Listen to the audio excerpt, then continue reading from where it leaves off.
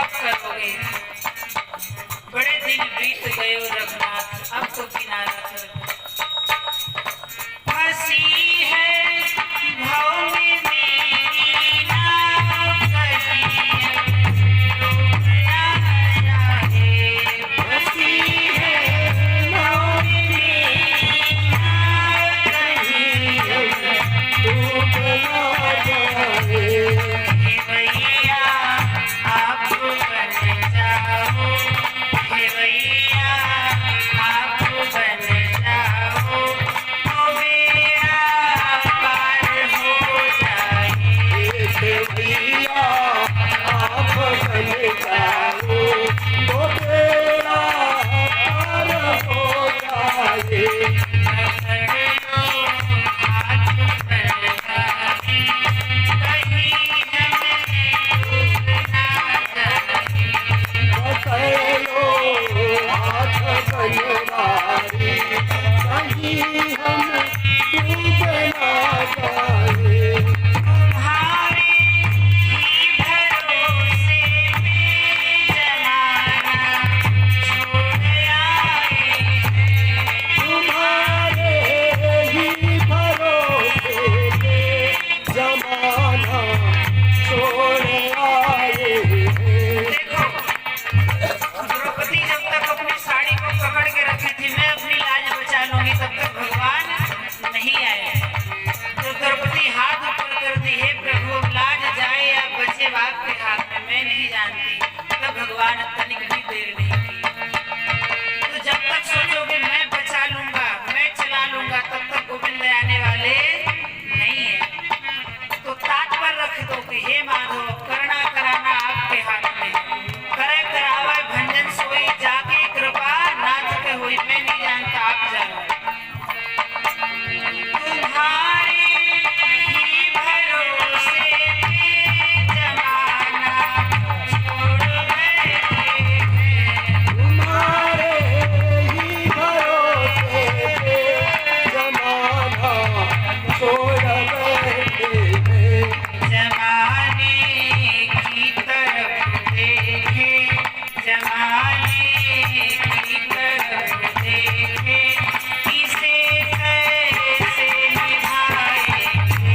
जमाने की तरफ देखे, इसे कैसे दिखाएंगे।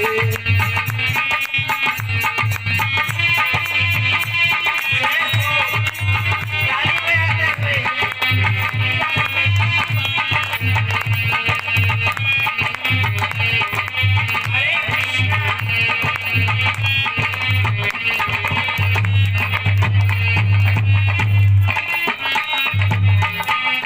दर्द दिल की कहे किससे हमारी कौन सुनेगा। से कहे हमारी कौन सुनेगा। दर्द दिल की कहे किसको हमारी कौन समझेगा। दर्द दिल की कहे किससे हमारी कौन सुनेगा। सुनोगे आप ही मोहन, सुनोगे आप ही मोहन, और किसको सुनाएंगे।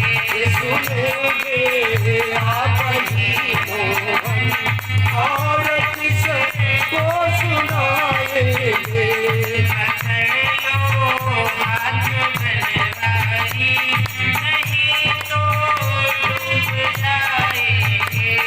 पकड़ लो हाथ बनवारी, नहीं तो डूब जाएंगे। पकड़ लो हाथ बनवारी, नहीं तो डूब जाएंगे।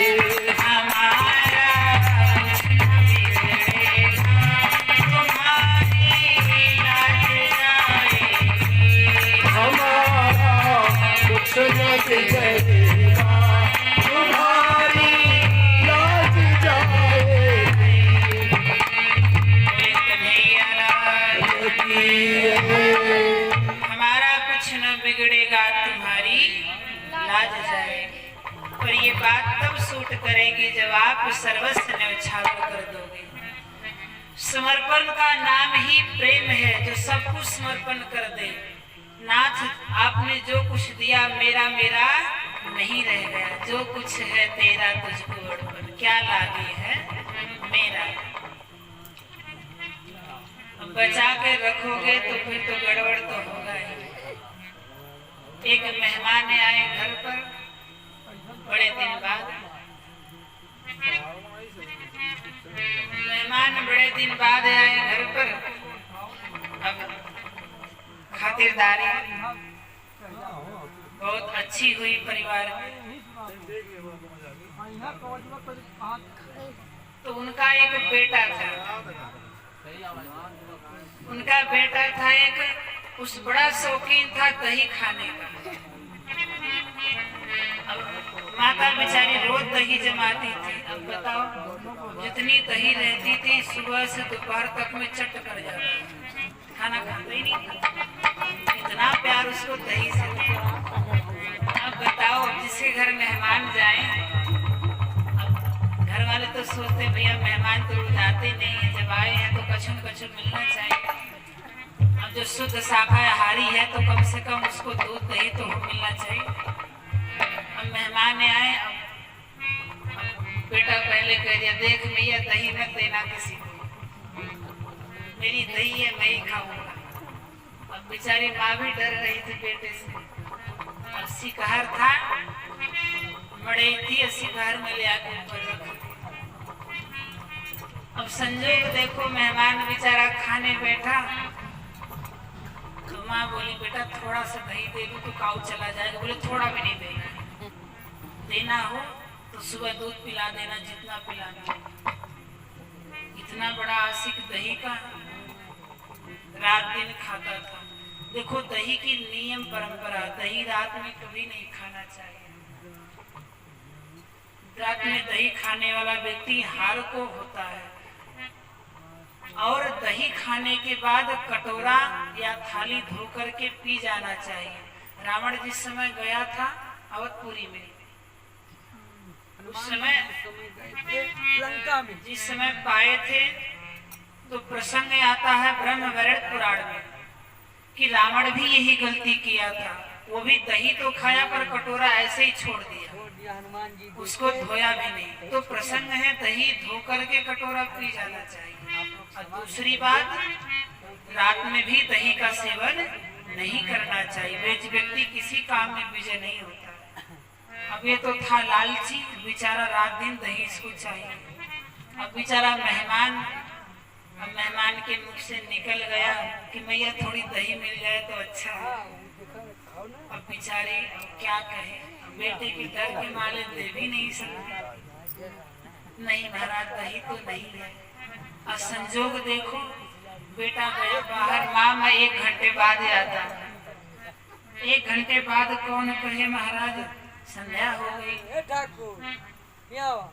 अब संजोग देखो, अब जहाँ पर दही टांगी हुई थी वहीं पर मेहमान का आसन लगा दिया गया, ऊपर शिकार में दही है।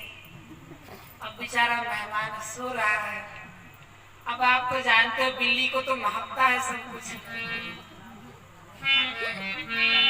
अब बिल्ली को महका, निगाह लगाई कि कछु तो है इसमें।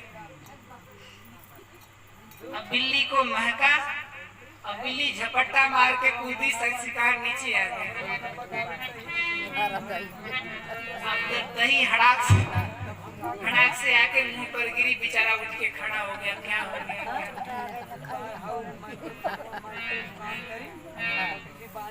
बिल्ली तो भाग गई। अब मेहमान बेचारे मैया से पूछे मैया तो बोली दही घर में है ही नहीं, तो क्या है मटका बिल्ली लेके आई है।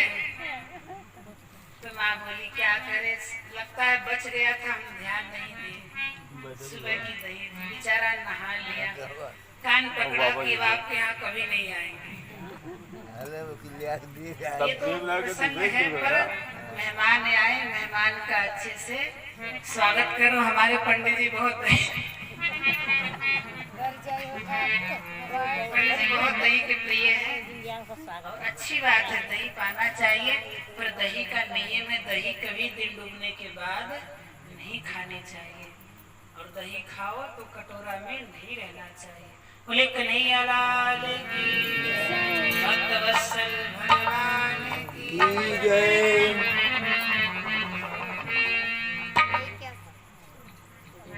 परीक्षित जी महाराज बैठे गंगा तट पर। सुखदेव बाबा पहला प्रश्न था क्या, कि जीव का कल्याण कैसे होगा। बड़ा अच्छा प्रश्न है।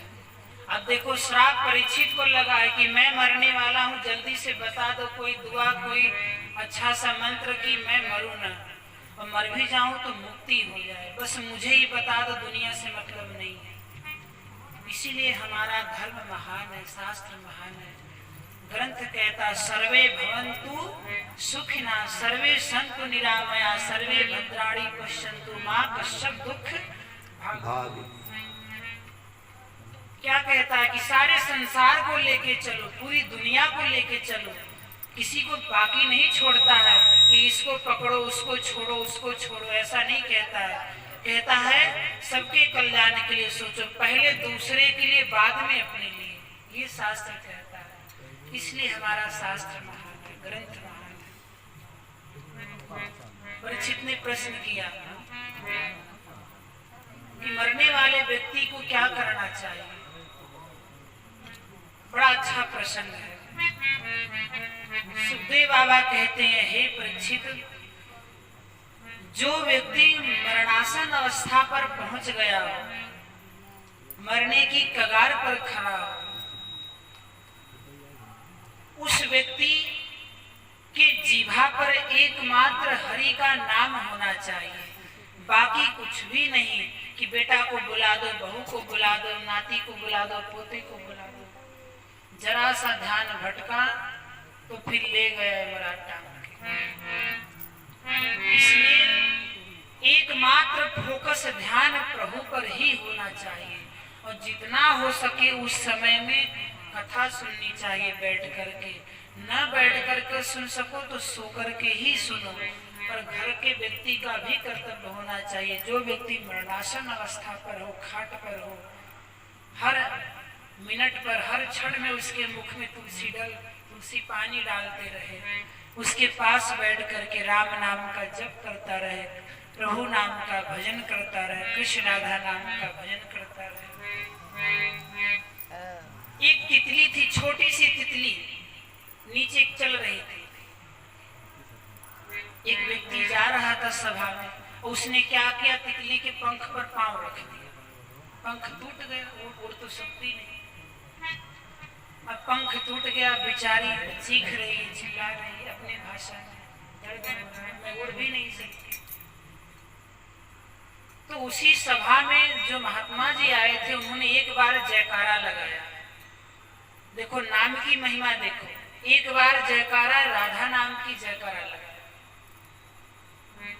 राधा नाम का जयकारा लगाया। दूसरा व्यक्ति आया, तितली के ऊपर चढ़ गया, तितली का हो गया कल्याण। तब क्षण मरने के बाद, तितली के मरने के बाद वो मनुष्य का जन्म पाई, उसी क्षण मनुष्य का जन्म पाई, तब क्षण जाकर के। और ये बात देख रहे थे देवता जन, ये बात देख रहे थे कि राधा नाम में इतनी शक्ति कि एक तितली मनुष्य का जन्म पा गई। तो मानव जन्म पाने के बाद जब जन्म लिया तो रो रही है, अपनी भाषा में कह रही है। ब्रह्मा जी जब उस भाषा को सुने पढ़े तो कह रही कि एक बार और राधा नाम ले लो, एक बार और ले लो कि मैं अब मुक्ति पा जाऊं, एक बार और ले लो। एक बार लिए तो तितली से इंसान बनी, बस एक बार और लेकर के सुना दो ताकि मैं मुक्त हो जाऊं, मुक्ति मिल जाए। इस नाम की महिमा इतनी है। तो जयकारा इसलिए लगाया जाता है कि आस पास में रहने वाले जीव जंतु अथवा प्रेत जो उनको भ्रमण करने वाले अनिष्ट आत्माएं के कान में जाए और उनका जीवन का उद्धार हो जाए, कल्याण हो जाए। और दूसरी बात, जयकारा भी इसलिए लगाया जाता है क्योंकि कुंभकर्ण की पत्नी निद्रा महारानी कसम खाई थी कि जब भगवान की कथा सुनेगी तब आकर के बैठूंगी सर पर। तो भगवान बोले ठीक है, जब जयकारा लगाया जाएगा तो तुम गायब भी हो जाओगे, इसलिए जयकारा लगता है कि नींद भी चली जाए। बोले राधा रानी सरकार की जय।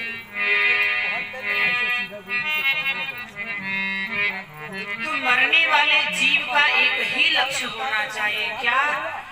हाँ, सब तरफ से ध्यान हटा करके, चित्त हटा करके एकमात्र भगवान का नाम लो। आप जीवन में कितना भी पाप किए हो, आपको नरक की यात्रा अथवा किसी भी दुर्लभ शरीर, भोग शरीर का जीवन प्राप्त नहीं होगा जिसमें आपको भुगतना पड़े। ऐसी शरीर नहीं मिलेगा। बोले महाराज, जिसको मरणासन न प्राप्त हो, अचानक से मृत्यु हो जाए तो क्या होगा? किसी को पता थोड़ी रहता है किसकी मृत्यु कब आ जाए। बोले उसके लिए एक ही रास्ता है कि जीवन में जितना हो सके, कहीं भी कथा हो, जितना हो सके कथा का रसा स्वादन करते रहिए।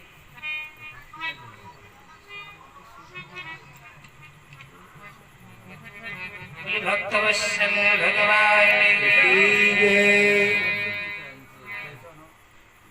हरि स्मृति सर्व विपक्त मोक्षण, सारे विपत्तियों का नाश हो जाता है भगवान का नाम लेने के बाद।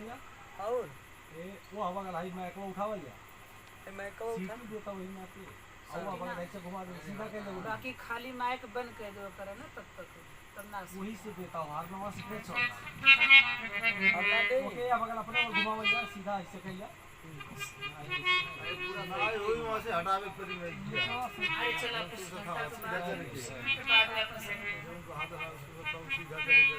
बोले कन्हैया लाल की, श्री भक्तवत्सल भगवान की जय। देखो, भागवत बहुत ही दुर्लभ ग्रंथ है। आज इसी भागवत को सुनने के लिए परीक्षित ने अपना घर द्वार छोड़ दिया दुर्लभ क्षण को पाने के लिए, और उन्होंने कहा प्रभु ऐसी संहिता हमको सुनाओ जो संहिता सुनने के बाद कुछ जीवन में शेष बाकी न रह जाए। तब बाबा सुखदेव समझ गए इनको भागवत ही देना पड़ेगा। तब तक सूत जी ने प्रश्न कर दिया कि प्रभु एक बात बताओ, आखिर ये भागवत सुखदेव जी को प्राप्त कैसे हुई, किस प्रकार से मिली? ऋषियों ने प्रश्न किया। सूत बाबा कहते हैं, हे सनकादिक ऋषियों, ये भागवत नारद जी ने वेद व्यास जी को दिया था, और वेद व्यास जी ये अपने पुत्र को प्रदान किए थे। जब इनका जन्म हुआ, वैसे तो जन्म लेने के लिए तैयार नहीं हो रहे थे। मैं नहीं जानूंगा, भगवान की माया बड़ी प्रबल है। भगवान को आना पड़ा, वरदान दिए कि मैं वरदान देता हूँ मेरी माया तुमको नहीं छूएगी, और जन्म लेते ही जाने लगे।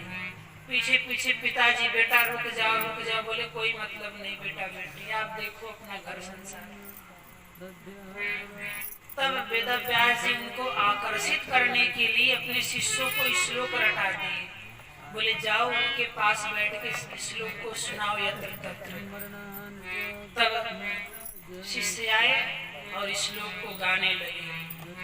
अहो इमामी खिलगद नमस्ते परम स्वरूपम जगत वासुदाता बाले स्वरूपम ब्रजदेव लीलः गोप सखाने